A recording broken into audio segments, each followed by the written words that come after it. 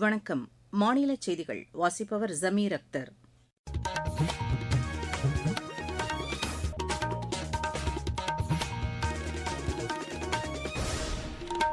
தலைப்புச் செய்திகள். தமிழக சட்டப்பேரவைத் தேர்தலில் பதிவான வாக்குகளை எண்ணுவதற்கான முன்னேற்பாடுகள் தீவிரமாக நடைபெற்று வருகின்றன. தமிழகத்தில் நடைபெற்ற சட்டப்பேரவைத் தேர்தலில் தேசிய ஜனநாயக கூட்டணி மிகப்பெரிய வெற்றி பெறும் என்று பிஜேபி மூத்த தலைவர் டாக்டர் எல். முருகன் நம்பிக்கை தெரிவித்துள்ளார். உழைப்பாளர் தினம் இன்று கொண்டாடப்படுகிறது. இதையொட்டி தலைவர்கள் வாழ்த்துக்களை தெரிவித்துள்ளனர். மதுரை சித்திரை திருவிழாவின் முக்கிய நிகழ்வான கள்ளழகர் வைகை ஆற்றில் இறங்கும் வைபவம் இன்று காலை வெகு விமரிசையாக நடைபெற்றது. ஐபிஎல் கிரிக்கெட் போட்டியில் குஜராத் அணி 4 விக்கெட் வித்தியாசத்தில் பெங்களூரு அணியை வென்றது. இனி விரிவான செய்திகள். தமிழக சட்டப்பேரவைத் தேர்தலில் பதிவான வாக்குகளை எண்ணுவதற்கான முன்னேற்பாடுகள் தீவிரமாக நடைபெற்று வருகின்றன. கடந்த 23ஆம் தேதி நடைபெற்ற தேர்தலில் பதிவான வாக்குகள் வரும் திங்கட்கிழமை எண்ணப்பட உள்ளது. மாநிலம் முழுவதும் 62 மையங்கள் இதற்காக ஏற்படுத்தப்பட்டுள்ளன. அந்த மையங்களில் வாக்குப்பதிவு எந்திரங்கள் பலத்த பாதுகாப்புடன் வைக்கப்பட்டுள்ளன. வாக்கு எண்ணிக்கை மையங்களில் பணிபுரிய உள்ள தலைமை அதிகாரிகளுக்கு மாநில அளவிலான பயிற்சி நிறைவடைந்த நிலையில் தற்போது மாவட்ட அளவிலான அதிகாரிகளுக்கான பயிற்சிகள் வழங்கப்பட்டு வருகின்றன. வாக்கு எண்ணிக்கை மையங்களில் தேவையற்ற நபர்கள் நுழைவதை தடுக்கும் வகையில் புதிய கட்டுப்பாடுகளும் விதிக்கப்பட்டுள்ளன. இந்நிலையில் சென்னை மாவட்டத்தில் வாக்கு எண்ணும் மையங்களில் மேற்கொள்ளப்பட வேண்டிய நடைமுறைகள் குறித்து அங்கீகரிக்கப்பட்ட அரசியல் கட்சி பிரதிநிதிகளுடனான ஆலோசனைக் கூட்டம் நேற்று நடைபெற்றது. மாவட்ட தேர்தல் அலுவலர் திரு குமர குருபரன் தலைமையில் நடைபெற்ற இந்த கூட்டத்தில் மாவட்ட கூடுதல் தேர்தல் அலுவலர்கள் திருமதி கற்பகம், திரு கௌசிக், காவல்துறை கூடுதல் ஆணையாளர் திரு நரேந்திரன் நாயர் மற்றும் அரசியல் கட்சி பிரதிநிதிகள் கலந்து கொண்டனர். தமிழகத்தில் நடைபெற்ற சட்டப்பேரவைத் தேர்தலில் அஇஅதிமுக தலைமையிலான தேசிய ஜனநாயக கூட்டணி மிகப்பெரிய வெற்றி பெறும் என்று பிஜேபி மூத்த தலைவர் டாக்டர் எல். முருகன் நம்பிக்கை தெரிவித்துள்ளார். கோவை விமான நிலையத்தில் நேற்று செய்தியாளர்களிடம் பேசிய அவர், கடந்த மாதம் 23ஆம் தேதி நடைபெற்ற விறுவிறுப்பான வாக்குப்பதிவு இதை உறுதிப்படுத்துவதாக உள்ளது என்று கூறினார். ஆளும் திமுக அரசு மீது தமிழக மக்கள் கடும் கோபத்தில் இருப்பதாகவும் அதனை வெளிப்படுத்தும் வகையில் தேர்தல் முடிவுகள் அமையும் என்றும் அவர் நம்பிக்கை தெரிவித்தார். மகாராஷ்டிரா மற்றும் ஹரியானா மாநில சட்டப்பேரவைத் தேர்தல்களில் பிஜேபி வெற்றி பெறாது என்று தேர்தலுக்கு பிந்தைய கருத்து கணிப்புகள் தெரிவித்ததாகவும், ஆனால் அந்த கணிப்புகளை பொய்யாக்கி பிஜேபி வெற்றி பெற்றதாகவும் டாக்டர் எல். முருகன் கூறினார். உழைப்பாளர் தினம் இன்று உலகம் முழுவதும் கொண்டாடப்படுகிறது. இதையொட்டி தமிழகத்தில் அரசியல் கட்சிகள், தொழிற்சங்கங்கள் சார்பில் பேரணி மற்றும் பொதுக்கூட்டங்களுக்கு ஏற்பாடுகள் செய்யப்பட்டுள்ளன. இந்நாளை முன்னிட்டு தொழிலாளர்களுக்கு தலைவர்கள் வாழ்த்துக்களை தெரிவித்துள்ளனர். திமுக தலைவர் திரு மு க ஸ்டாலின் விடுத்துள்ள வாழ்த்துச் செய்தியில், உழைப்பு என்பது மனித இனத்தின் வளர்ச்சிக்கு மட்டுமின்றி அதன் அரசியல், சமூக பரிமாணத்திற்கும் அடிப்படை காரணியாக உள்ளது என்று கூறியுள்ளார். தொழிலாளர்களின் வாழ்வாதாரத்தை மேம்படுத்தும் வகையில் மாநில அரசு செயல்படுத்தி வரும் திட்டங்களையும் அவர் பட்டியலிட்டுள்ளார். அஇஅதிமுக பொதுச் செயலாளர் திரு எடப்பாடி பழனிசாமி விடுத்துள்ள வாழ்த்துச் செய்தியில், உழைப்பாளர்களின் ஒற்றுமையை உணர்த்தி உழைப்பின் பெருமையை உலகிற்கு பறைசாற்றிய நாள் மே தினம் என்று குறிப்பிட்டுள்ளார். உழைப்பால் உடல் வலிமை பெறுவதோடு அந்த உழைப்பு தொழிலாளர்களின் வாழ்க்கையையும் உயர்த்துவதாகவும் அவர் தெரிவித்துள்ளார். இந்நாளை முன்னிட்டு தமிழ்நாடு காங்கிரஸ் கமிட்டி தலைவர் திரு செல்வ பெருந்தகை, பாமக தலைவர் திரு அன்புமணி, மார்க்சிஸ்ட் கம்யூனிஸ்ட் கட்சியின் மாநில செயலாளர் திரு சண்முகம், இந்திய கம்யூனிஸ்ட் கட்சியின் மாநில செயலாளர் திரு மு வீரபாண்டியன் உள்ளிட்ட பலரும் தொழிலாளர்களுக்கு வாழ்த்துக்களை தெரிவித்துள்ளனர். மதுரை சித்திரை திருவிழாவின் முக்கிய நிகழ்வான கள்ளழகர் வைகை ஆற்றில் இறங்கும் வைபவம் இன்று காலை வெகு விமரிசையாக நடைபெற்றது. இந்த விழாவில் லட்சக்கணக்கான பக்தர்கள் கலந்து கொண்டு சுவாமி தரிசனம் செய்ததாக எமது செய்தியாளர் தெரிவிக்கிறார். மதுரையில் பிரசித்தி பெற்ற அருள்மிகு கள்ளழகர் திருக்கோவில் சித்திரை திருவிழா கடந்த 27ஆம் தேதி துவங்கி நடைபெற்று வந்த நிலையில் முக்கிய விழாவான வைகை ஆற்றில் கள்ளழகர் இறங்கும் வைபவம் கோலாகலமாக நடைபெற்றது. இதையொட்டி கண்டாங்கி பட்டுடுத்தி கையில் நேரி கம்புடன் கள்ளழகர் திருக்கோலத்தில் தங்க பல்லக்கில் அழகர் கோவிலிலிருந்து புறப்பட்ட கள்ளழகர் வழிநெடுகிலும் உள்ள மண்டகப்படிகளில் எழுந்தருளி பக்தர்களுக்கு அருள்பாலித்தார். தொடர்ந்து மதுரை 3 மாவடி, தல்லாகுளம் ஆகிய பகுதிகளில் கள்ளழகரை பக்தர்கள் எதிர்கொண்டு அழைக்கும் எதிர் சேவையும், நேற்று இரவு தல்லாகுளம் பிரசன்ன வெங்கடாஜலபதி கோவிலில் திருமஞ்சனமும் சிறப்பாக நடைபெற்றது.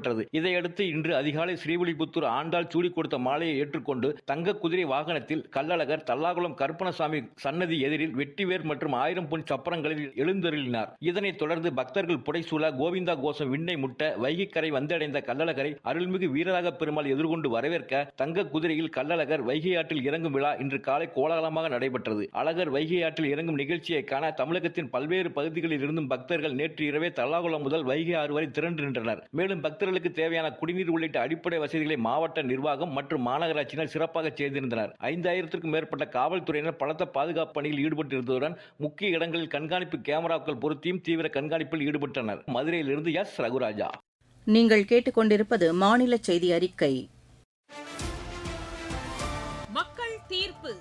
நேயர்களே, சட்டப்பேரவை தேர்தல் முடிவுகளை உடனுக்குடன் வழங்கும் வகையில் எமது செய்திப் பிரிவு வரும் 4ஆம் தேதி காலை 9 மணி முதல் மக்கள் தீர்ப்பு 2026 என்ற சிறப்பு கலந்துரையாடல் நிகழ்ச்சியை நடத்த உள்ளது. பத்திரிகையாளர்கள், அரசியல் கட்சிகளின் பிரதிநிதிகள் பங்கேற்று தேர்தல் முடிவுகள் குறித்தும், மாவட்டம் வாரியாக தொகுதிகளின் முன்னணி நிலவரம் குறித்தும் எமது செய்தியாளர்களுடன் விவாதிக்க உள்ளனர். இதேபோல் தேர்தல் முடிவுகள் குறித்த சிறப்பு செய்தி அறிக்கைகளும் மணிக்கு ஒருமுறை ஒலிபரப்பாக உள்ளன. சட்டப்பேரவை தேர்தல் முடிவுகளை உடனுக்குடன் அறிந்து கொள்வதற்கு ஏதுவாக ஒலிபரப்பாக உள்ள இந்த நிகழ்ச்சிகளை கேட்க தவறாதீர்கள். சித்ரா பௌர்ணமியை முன்னிட்டு திருவண்ணாமலை அருள்மிகு அருணாச்சலேஸ்வரர் ஆலயத்தில் 20 லட்சத்திற்கும் மேற்பட்ட பக்தர்கள் கிரிவலம் மேற்கொண்டனர். மாதந்தோறும் நடைபெறும் கிரிவலத்தில் சித்திரை மாத பௌர்ணமி கிரிவலம் மிகவும் சிறப்பு வாய்ந்ததாகும். அண்ணாமலையார், உண்ணாமலை அம்மனை வணங்கிய பக்தர்கள் 14 கிலோமீட்டர் தூரமுள்ள அண்ணாமலையார் மலையைச் சுற்றி கிரிவலம் வந்து கிரிவல பாதையில் உள்ள அஷ்டலிங்கங்களை வணங்கி வழிபட்டனர்.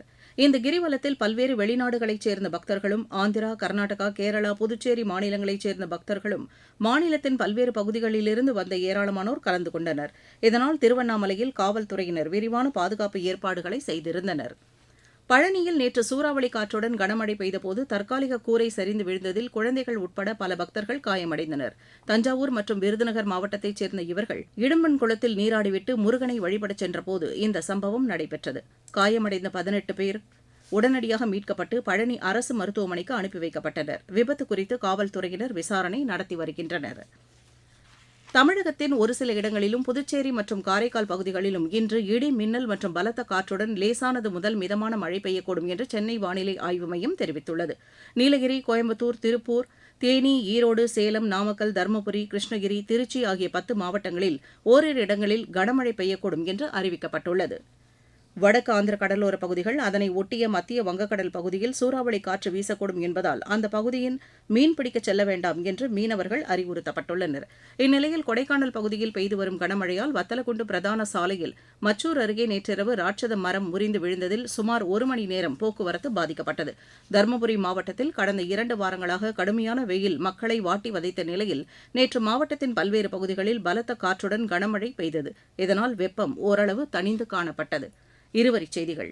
தற்போதைய நெருக்கடியிலிருந்து மீள்வதற்காக ஈரான் அமெரிக்காவுடன் உடன்படிக்கை செய்து கொள்ள ஆர்வமாக இருப்பதாக அமெரிக்க அதிபர் திரு டொனால்டு ட்ரம்ப் தெரிவித்துள்ளார். 7 ஆண்டுகளுக்குப் பிறகு அமெரிக்கா, வெனிசுலா இடையே நேரடி விமான போக்குவரத்து தொடங்கியுள்ளது. கூட்டாக ஆராய்ச்சியில் ஈடுபடுவது தொடர்பாக கொல்கத்தா மெட்ரோ ரயில் நிறுவனம், சென்னை ஐஐடி இடையே புரிந்துணர்வு ஒப்பந்தம் கையெழுத்தாகியுள்ளது.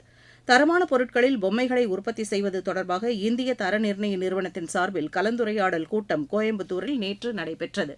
காஞ்சிபுரம் மாவட்டம் ஸ்ரீபெரும்புதூரை அடுத்த சிறுமாங்காடு கிராமத்தில் மின்சாரம் தாக்கி கல்லூரி மாணவிகள் 2 பேர் உயிரிழந்தனர்.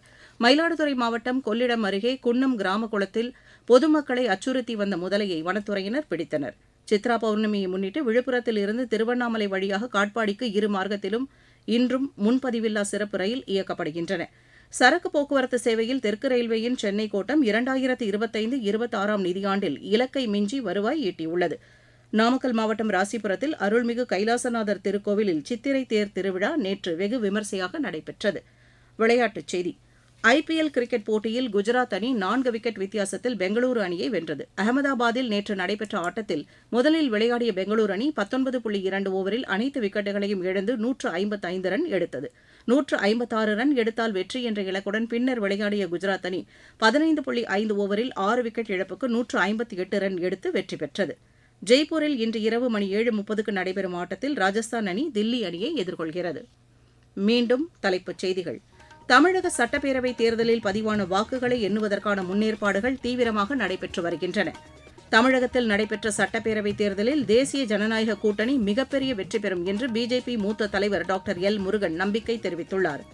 உழைப்பாளர் தினம் இன்று கொண்டாடப்படுகிறது. இதையொட்டி தலைவர்கள் வாழ்த்துக்களை தெரிவித்துள்ளனர்.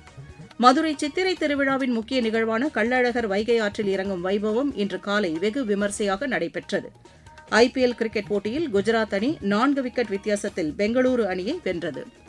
இத்துடன் இந்த செய்தி அறிக்கை நிறைவு பெற்றது.